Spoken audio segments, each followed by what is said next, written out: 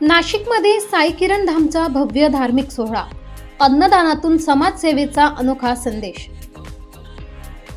नाशिक शहरातील पंचवटी परिसरातील रामकुंड येथे असलेल्या श्री साई किरण धाम मंदिरात प्रभू श्रीराम जन्मोत्सव, हनुमान जन्मोत्सव तसेच श्री साई चरित्र साप्ताहिक पारायण सोहळा मोठ्या उत्साहात आणि भक्तिमय वातावरणात पार पडला। दिनांक 19 मार्च ते 26 मार्च 2026 या कालावधीत आयोजित करण्यात आलेल्या या सप्ताहात दररोज विविध धार्मिक कार्यक्रमांचे आयोजन करण्यात आले होते। सकाळच्या काकड आरतीने कार्यक्रमाची सुरुवात होत असे। त्यानंतर वेदमंत्रांच्या गजरात महाअभिषेक, साईबाबांची आरती तसेच सामूहिक साईचरित्र पारायण करण्यात आले। प्रभू श्रीराम जन्मोत्सवही भक्तिभावाने साजरा करण्यात आला। मध्यान्ह आरती, ग्रुप आरती आणि नामस्मरणामुळे संपूर्ण परिसर भक्तिरसात न्हाऊन निघाला होता। या धार्मिक सोहळ्यादरम्यान साई भंडाऱ्याचेही आयोजन करण्यात आले होते। हजारो भाविकांनी महाप्रसादाचा लाभ घेतला। पंचवटी परिसरात मोठ्या प्रमाणात भाविकांची उपस्थिती दिसून आली। हा सोहळा श्री संत बाबा उद्धवदास उदासी सिंधी गुरु मंदिर व श्री संत बाबा उद्धवदास उदासी बहुउद्देशीय संस्था यांच्या वतीने आयोजित करण्यात आला होता। पीठाधीश्वर महंत संतोखदासजी उदासी महाराज यांच्या मार्गदर्शनाखाली संपूर्ण कार्यक्रम यशस्वीरित्या पार पडला। विशेष म्हणजे श्री साई किरण धाम मंदिरात दररोज गरजू व गरिबांसाठी निस्वार्थ अन्नदान सेवा सुरू असून कोणताही भेदभाव न करता प्रत्येकाला भोजन दिले जाते। त्यामुळे हे मंदिर धार्मिक कार्यासोबतच समाजसेवेचेही एक प्रेरणादायी केंद्र ठरत आहे। कार्यक्रमाची सांगता भव्य महाप्रसादाने करण्यात आली। तसेच येत्या 2 एप्रिल 2026 रोजी श्री हनुमान जन्मोत्सवानिमित्त विशेष कार्यक्रमाचे आयोजन करण्यात आले असून भाविकांनी मोठ्या संख्येने सहभागी व्हावे असे आवाहन संस्थेतर्फे करण्यात आले आहे।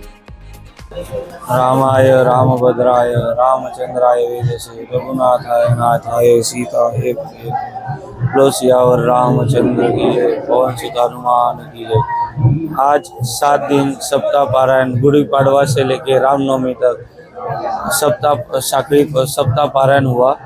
उसके बाद आज रामनवमी के अवसर पर प्रभु श्री राम जी का 12 बजे राम जन्म सोहळा होगा। दोपहर में 2 बजे से लेकर संध्या तक सांझ में पूर्ण आहुति होगी और शाम के समय में महाप्रसाद होगा। आध्यात्मिक आकर्षण करण्यासाठी आपल्या संस्थेतून नेहमी प्रयत्न केले जातात। जी, त्याबद्दल काय सांगाल? आम्ही सगळे भाविकांना भक्तांना हे सांगणार, हिंदू सनातन आपलं हिंदू धर्माचं सगळ्यांनी रक्षण करावं। रोज नित्यनेमाने पूजापाठ देवाचा सिमरन रोज नित्यनेमाने करत जावं। जे पण जवळपास मठ मंदिर असेल तिकडे जाऊन नतमस्तक होऊन देवांचा आशीर्वाद घ्यायला पाहिजे। आगामी सिंहस्थ कुंभमेळा नाशिक येथे होणार आहे। नाशिक त्र्यंबकेश्वर येथे काय आपल्या संस्थेचं नियोजन असणार आहे? काय सांगाल? सिंहस्थ कुंभमेळ्यामध्ये नाशिकमध्ये आणि त्र्यंबकमध्ये श्री पंचायती आखाडा बडा उदासीन आणि साई किरण धाम मंदिरामधून नाशिक आणि त्र्यंबक ठिकाणी दोन्ही ठिकाणी अन्न क्षेत्राचं शिबिर लावण्यात येणार आहे। त्याच्यामध्ये मेडिकल कॅम्प, जे आजारी वगैरे असतील सगळे भाविकांसाठी निशुल्क सेवा असेल, फ्रीमध्ये सगळे जे पण भाविक येतील त्यांच्यासाठी। कुंभमेळ्याच्या पार्श्वभूमीवर प्रशासन आणि धार्मिक संस्थांनी कोणती काळजी घ्यायला हवी, काय सांगाल? सगळ्यांनी प्रिकॉशन्स घ्यायलाच पाहिजे। म्हणजे जसं प्रशासन आज व्यवस्था करत आहे, म्हणजे स्नानसाठी पण वस्त्रांतगृह असतील, येण्या जाण्यामध्ये याच्यात सगळ्यांनी लक्ष देऊन भीड नाही करायला पाहिजे। जसं 2002च्या सिंहस्थमध्ये आपण बघू शकता जे भागदौड झाली मागच्या प्रयागराजच्या कुंभमध्ये, म्हणून सगळ्यांनी जे गव्हर्नमेंट नियम करतायत त्याचं पालन करायला पाहिजे।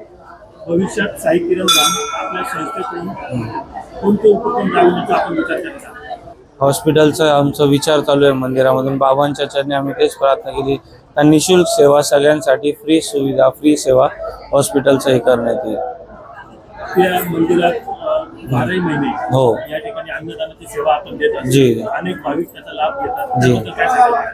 हे प्रभूंची लीला आहे, गंगामाई आणि बाबांची कृपा आहे का रोज नित्यनेमाने अखंड 8:30 वाजेपासून तर रात्री 9:30 पर्यंत बाबांच्या गंगामाईच्या कृपेने 2,500-3,000 हजार लोक रोज नित्यनेमाने अन्नदानची सेवा होते। त्याचा लाभ घेतात। जे नुसते गोरगरीब नव्हे तर सगळे जे यात्रा करू भक्तगण जे तीर्थक्षेत्रावरती सगळे भाविक येतात, सगळ्यांना ते लाभ होतो।